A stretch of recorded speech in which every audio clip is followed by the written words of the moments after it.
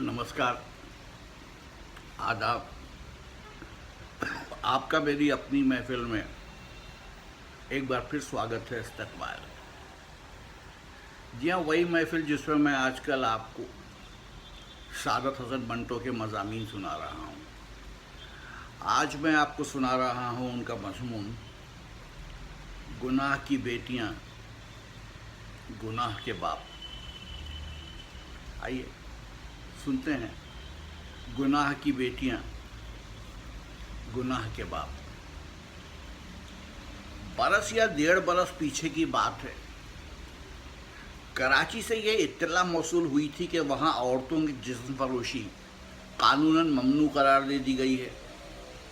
इस पर मुख्तलिफ अखबारों ने अलहाज ख्वाजा शहाबुद्दीन साहब के मुजल्लात मतहर जज्बे की बहुत तारीफ़ और तौसीफ़ की थी। मैंने उस वक्त भी सोचा था और आज भी सोचता हूँ कि वो चीज़ जिसे ममनू किया गया है उसकी तारीफ़ कानूनी नुक्ता नज़र से क्या की गई होगी। इतना सुना था कि गजरू साहब ने पड़ोसी चीवट यानी कहवा खाने की तरफ तारीफ़ इन अल्फाज में की थी। वो औरत जो रुपए के एवज़ बाज़ार में अपनी इस्मत फ़रोख्त करे। मैं इस तारीफ़ का मजाक उड़ाना नहीं चाहता, लेकिन ये बात कुछ अजीब सी मालूम होती है कि इस्मत बार बार कैसे फ़रोख्त की जा सकती है। ये तो वैसे ही हुआ अगर कहा जाए कि मैं तलवार तो नहीं बेचता, पर उसकी आप जब चाहें मुकर्ररा दाम देकर हासिल कर सकते हैं। इस्मत जहाँ तक मैं समझता हूँ एक ऐसी आब है जो एक ही दफ़ा फ़रोख्त करने से हमेशा हमेशा के लिए मादूम हो जाती है, और वो भी सिर्फ उस वक्त अगर हम उसे ठेठ किस्म की घरेली औरत की पाकीज़गी किरदार से ताबीर करें, वरना ये एक इजाफी सिफत है। क्योंकि हो सकता है कि कस्बियों के यहाँ वो औरत बाइस्मत मुतसव्विर की जाती हो जो अपने कारोबारी उसूल की पक्की हो, जो अपना जिस्म मुफ्त नजर न करती हो। लेकिन मैं इस बहस में नहीं जाना चाहता कि बहुत सी ऐसी बातें निकल आने का अंदेशा है जो नीम रस अजहान को इश्तियाल दिलाने का बायस हो सकती हैं। हम अगर गजरू साहब की तारीफ़ को पेश नज़र रखें तो पता चलता है कि वो औरत इम्तनाई कानून की जद में नहीं आएगी जो अपना जिस्म ना बेचती हो। वो अपनी अदाएँ बेच सकती है, नाज नखरे अशवे और गमज़े फ़रोख्त कर सकती है, मगर उसको अपने जिस्म का ख़ास हिस्सा बेचने की ममानियत है। दुनिया में ऐसा कौन सा शोबा है जहाँ लेन देन नहीं होता। लेकिन ये फिर एक ऐसी बहस है कि सैकड़ों तल्ख और तुष्ट बातें पैदा हो जाएंगी जिनसे फ़िलहाल दूर रहना चाहता हूँ। एक बड़ा गुस्ताख सा सवाल और भी पैदा होता है कि ये इम्तनाई कानून सिर्फ औरतों के लिए क्यों मखसूस है, मर्द इससे क्यों मुस्तस्ना हैं। क्या सिन्फ़ मुखालिफ में ऐसे अफराद मौजूद नहीं जो इन्हीं मानों में अपने जिस्म बेचते हैं, जिन मानों में यह औरतें जिन पर पाबंदी आयद की गई हैं। इस सवाल पर मेरा ख्याल है कि आप मेरी मदद के बगैर ही गौर फरमाइए। गजरू साहब की मुज़क्करा सदर तारीफ़ और इम्तनाई कानून का जो रद्द-ए-अमल होना था वो ज़ाहिर था कराची में हुआ। चुनांचे ये हुआ कि मुतादिद कस्बियों ने रक्कासाओं का रूप धार लिया। जो पहले मुजरे नहीं करती थीं उन्होंने तबले और हारमोनियम मंगवा लिए जो ढाल का काम देने लगे। अब वो कानून की जद से बाहर थी क्योंकि उन साज़ों की गवाही पेश कर सकती थी कि उनका पेशा तो सिर्फ गाना बजाना है, जो ममनू नहीं है। कराची में इस चोला बदली से जो दिलचस्प बातें पर ज़हूर पजीर हुई उनमें से चंद ये हैं। बहुत सी कस्बियाँ तो शहर छोड़कर ऐसे मकामात पर चली गईं जहाँ इस कानून का हाथ नहीं पहुँचता। बाज़ शरीफ मोहल्लों में अकामत पजीर हो गई कि पुलिस के छापों से महफूज रहें। बाज़ जो साबित कदम थी अपने अपने अड्डे पर जमी रही। उनके सुर्ख लालटेन वाले बाज़ार में पुलिस राउंड लगाती रहती और ऊपर कोठों में बज़ाहिर मुजरे हो रहे हैं, लेकिन अंदरूनी तौर पर उनका कारोबार बाकायदा चल रहा है। सुना है कि उन ग्राहकों को बड़ी परेशानी का सामना करना पड़ता था। किसी कोठे का रुख कर रहे हैं کہ پولیس کے سپاہی نے پوچھ گچھ شروع کر دی. اس کی نیت پر جائز یا ناجائز شبہ کیا جا رہا ہے کہ نہیں تم گانا سننے نہیں کسی اور غرض سے جا رہے ہو. اب وہ غریب اگر اسی غرض سے جا رہا تھا جس کی طرف پولیس کے سپاہی نے اشارہ کیا تھا تو اسے قبولے کیسے؟ اور اگر وہ واقعی گانا سننے ہی کے لیے آیا تھا تو اس کا یقین کیوں کر دلائے؟ جو کچھ میں آپ کہنے والا ہوں از برائے خدا اس کا مطلب نکالنے کی کوشش نہ کیجیے گا. مسجدوں میں جوتیاں عام چرائی جاتی ہیں. اگر اس کے احتساب کے لیے پولیس پوچھ گچھ شروع کر دے تو ذرا سوچئے نمازیوں کو کتنی پریشانی کا سامنا کرنا پڑے. جوتی چور کب مانے گا کہ وہ خدا کو یاد کرنے نہیں اس کے بندوں کی جوتیاں چرانے آیا ہے؟ اور خدا کو پوری نیک نیتی سے یاد کرنے والے کیوں کر یقین دلائیں گے کہ وہ جوتی چور نہیں ہے؟ ایک ہی صورت ہو سکتی ہے کہ پولیس والے سے کہا جائے کہ بھائی زیادہ بحث کرنے کی ضرورت نہیں، تم ساتھ ہی آ جاؤ اور دیکھتے رہو کہ میں گانا سنتا ہوں یا کچھ اور کرتا ہوں. مگر ایسی تفریح میں محتسب کی موجودگی، اس کی کڑی نگرانی، آدمی کیا خاک لطف اٹھائے گا؟ اور یہ تو ظاہر ہے کہ جو بھی وہاں جائے گا اپنے داموں کے عوض چند گھڑیوں کا لطف ضرور چاہے گا. میں نے سنا ہے کئی بار کراچی میں ایسا ہوا کہ طوائف مجرا کر رہی ہے، گاہک گاؤ تکیے کا سہارا لیے بیٹھا ہے اور اس کے پاس ہی پولیس کا سپاہی طوائف اور اس کے گاہک کی ہر حرکت ناپ تول رہا ہے اور ساتھ ہی ساتھ سارا تماشا مفت دیکھ رہا ہے. بعض رنڈیوں کو یہ ترکیب سوچی کہ گاہک کو اپنا نزدیک یا دور کا رشتہ دار بنا لیا اور محتسب سے یہ کہہ دیا کہ وہ فلاں فلاں شہر سے آیا ہے اور 2-3 روز ہمارے پاس رہے گا. یہ قانون شکنی ہے. مگر دنیا کا وہ کون سا قانون ہے جس کی شکنی نہیں ہوئی؟ ایک عام کہاوت ہے کہ قانون بنایا ہی اس لیے جاتا ہے کہ توڑا جائے.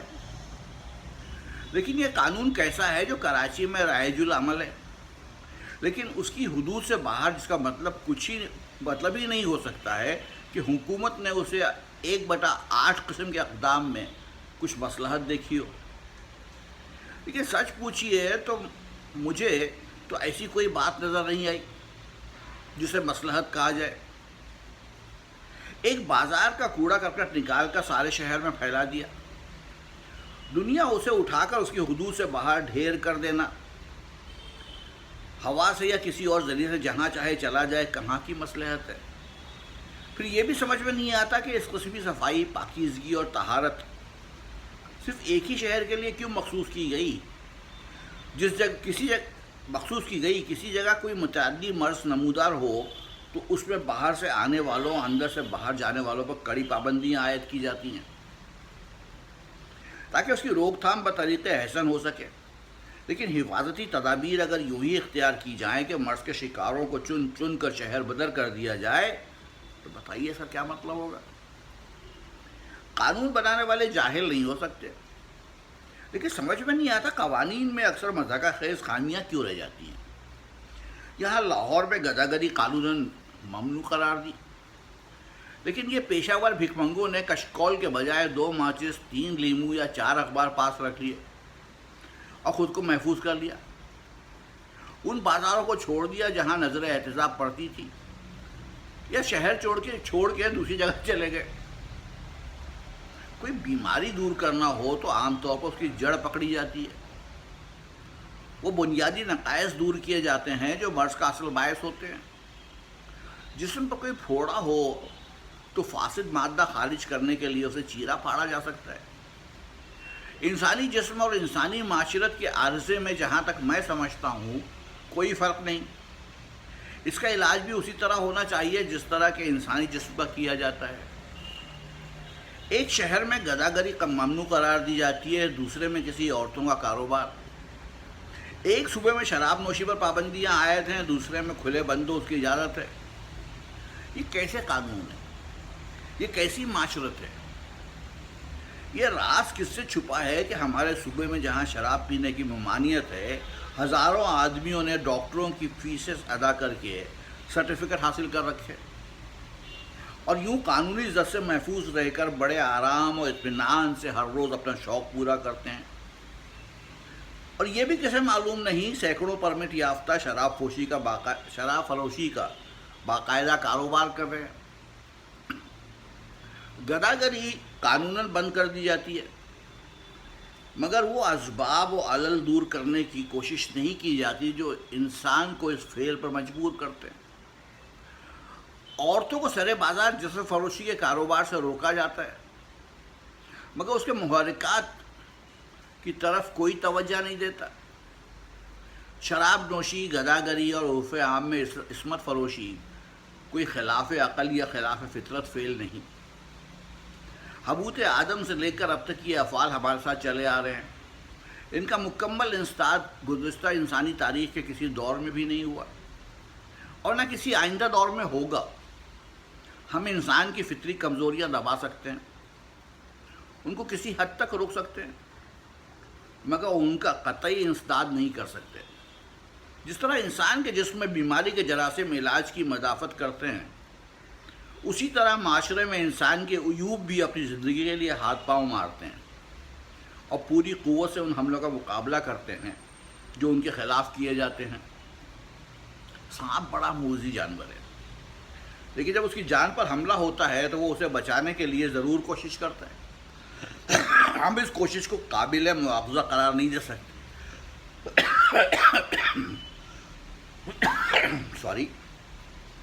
پچھلے دنوں موگے سے ایک اطلاع آئی تھی کہ وہاں کے 10 نمبریوں نے ایک انجمن بنائی ہے تاکہ وہ ان کے حقوق کی حفاظت کریں. بظاہر یہ بڑی عجیب سی بات معلوم ہوتی ہے، لیکن اکثریتوں اور اقلیتوں کی صف آرائیوں کے زمانے میں ہمیں اس انجمن کے قیام پر متعجب نہیں ہونا چاہیے.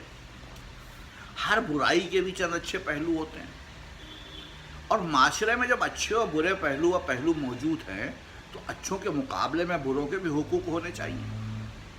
یہی وجہ ہے کہ ان کو ان کی حفاظت کے لیے انجمن قائم کرنے کی بھی اجازت ہونی چاہیے. آج سے 40-50 برس پیچھے اگر بھنگی اپنے حقوق کا مطالبہ کرتے تو یقیناً لوگ ان کو دیوانہ یقین کرتے، مگر اب ان کے حقوق کی حقیقت سب پر واضح ہو چکی ہے. اسی طرح دور زمانہ کے ساتھ ممکن ہے 10 نمبریوں کے حقوق بھی ایک دن تسلیم کر لیے جائیں. پچھلے دنوں کراچی میں عصمت فروشی کے انسداد کے لیے قانون نافذ ہوا تھا، اور یہ خبر شائع ہوئی تھی کہ طوائفوں قصبیوں کا ایک وفد حکومت کے ذمہ دار ارکان کے پاس اپنی شکایت لے کر پہنچا تھا اور اس نے اپنے حقوق کا مطالبہ کیا تھا. غالباً اسے ٹال دیا گیا تھا، لیکن میں سمجھتا ہوں کہ اگر وفد سے گفتگو کی جاتی اور مسئلے کے تمام عواقب و عواطف پر اچھی طرح غور کیا جاتا تو اس مسئلے کا کوئی نہ کوئی حل ضرور نکل آتا. غور کرتے وقت یہ حقیقت ضرور پیش نظر رکھی جاتی کہ گناہ کی ان کھیتیوں میں تخم ریزی کرنے والے خود ہی ہیں، ہم خود ہی ہیں. یہ طبقہ جسے ہم ملعون و مطعون قرار دینا چاہتے ہیں خودرو نہیں، ہم اس کے بیج بوتے ہیں، خود ہی ان کو پانی دیتے ہیں، لیکن جب یہ نشوونما پا جاتے ہیں تو پھر اس کی کاشت سے گھبراتے ہیں. یہ حقیقت بھی کسی سے مخفی نہیں کہ ان محلوں میں جس پر گناہ کے فعل کا بورڈ آویزاں کیا جاتا ہے ہمیں معاشرے کی بڑی بڑی بزرگ شخصیتوں کے نطفے نظر آ سکتے ہیں. میں ان کی ذات پر کوئی حملہ کرنا نہیں چاہتا. بڑے سے بڑا انسان بھی نفسیاتی خواہشات کا شکار ہو سکتا ہے، اور وہ شغل جو ایک لمحاتی جذبے کے تحت اختیار کرتا ہے اس کے دور رس نتائج کے بارے میں اس کو اس وقت کچھ علم نہیں ہوتا. کسی جگہ کھڑے ہو کر پیشاب کر دینا بالکل دوسری چیز ہے. اسے آپ پرلے درجے کی بدتمیزی کہہ لیں گے، لیکن کسی رنڈی کے کوٹھے پر دام دے کر چند لمحات کے لیے اسے اپنی خواہشات پوری کرنے کے لیے خرید لینا بظاہر ایک معمولی سا سودا ہے، لیکن اس کے نتائج بہت اہم بھی ہو سکتے ہیں. آپ کو کیا معلوم ہے آپ کا پھینکا ہوا فضلہ اس گھوری میں آپ کے خون کی تخل بندی کر رہا ہے یا نہیں. ہم اسے بدتمیزی ہی کہہ کر نہیں ٹال سکتے، اس کی تمام تر ذمہ داری ہمارے سر ہوگی. زمین کسی کی بھی ہو، کیسی بھی ہو، مگر بیج تو آپ ہی کا ہوگا۔ زمین کا پٹا آپ کے پاس نہیں تھا، یہ بھی کوئی عذر نہیں۔ اسی طرح آپ یہ بھی نہیں کہہ سکتے کہ فلاں رنڈی جس کے بطن سے آپ کے خون کا قطرہ لڑکی یا لڑکا بن کر پیدا ہوا ہے، آپ کی اولاد نہیں۔ اس کی تخلیق و تولید کی ذمہ داری یکسر آپ کی ہے، آپ اس کے وجود سے انحراف نہیں کر سکتے۔ گورنمنٹ نام نہاد عصمت فروشی کے انسداد کی تدبیریں سوچتی ہے، اندھا دھند وہ اس عورت کو ڈھانے کے لیے ہتھوڑے چلاتی ہے جس کی بنیادوں کو معاشرے کے بڑے بڑے اونچے ستونوں نے سیسا پلایا ہے۔ اس عمارت میں اگر بنظر غور دیکھا جائے تو ہماری بڑی بڑی تقدیس مآب ہستیوں کے ماتھے یہ محرابیں ہل جائیں گی، اور گناہ کی ان بیٹیوں کی شکل و صورت میں کئی جانے پہچانے ناک نقشے ابھر آئیں گے۔ کیوں نہ مردم شماری کی طرح ان منڈیوں میں جہاں گناہ کی خرید و فروخت ہوتی ہے، دیگر اجناس کی طرح باقاعدہ حساب کتاب رکھا جائے۔ کیوں نہ ایک رجسٹر میں ان لوگوں کا نام درج ہو جو وہاں محض عیاشی کے لیے جاتے ہیں، جو بیویوں کے ہوتے ہوئے اور صاحب اولاد ہونے کے باوجود ان قصبیوں کو اپنی عورتیں بناتے ہیں اور بچے پیدا کرتے ہیں۔ پھر ان بچوں کو انہی سے کیوں نہ معصوم کیا جائے تاکہ سب کو معلوم ہو کہ قہبہ خانوں میں کون سی رنڈی کس کی بیٹی ہے۔ نکاح کے کاغذ کو، ایجاب و قبول کو، سحر جلووں کو، چھواروں کو، باجے گاجے کو، حق مبر کو، نان نطفے کو، ان سب کو فی الحال برطرف رکھیے اور سوچے کہ رنڈے کی کوکھ میں اگر کسی نام نہاد شریف و نجیب کا نطفہ ٹھہرتا ہے تو اس میں اس نطفے کا کیا قصور؟ اگر اسے مقررہ میعاد کے بعد لڑکے یا لڑکی میں تبدیل ہو کر کوکھ سے باہر آنا ہے تو ظاہر ہے کہ اس تذکیرہ تانیث میں بھی اس کا کوئی دوش نہیں، اور رنڈے کی گود میں جو یقیناً ماں ہی کی گود ہوگی، یہ لڑکی یا لڑکا کس قسم کی پرورش و تعلیم پائے گا؟ ظاہر ہے ایسے سینکڑوں لڑکے لڑکیاں جن کے باپ بڑے بڑے عہدوں پر فائز ہیں اور معاشرے میں بڑے بڑے احترام کی نظروں سے دیکھے جاتے ہیں، گناہ کی ان منڈیوں میں موجود ہیں۔ اس حقیقت سے کون انکار کر سکتا ہے؟ مگر سوال ہے کہ ان کے خالقوں کے لیے حکومت نے کیا قانون وضع کیا ہے؟ بہت کم لوگوں کو معلوم ہوگا، مگر یہ امر واقع ہے کہ ہیرا منڈی میں، لاہور کی سب سے بڑی قہبوں کی بستی میں، ایک ایسی ناچنے گانے والی موجود ہے جس کا باپ کسی زمانے میں ابوالسر کے جلیانوالہ باغ کا ایک ہیرو تھا۔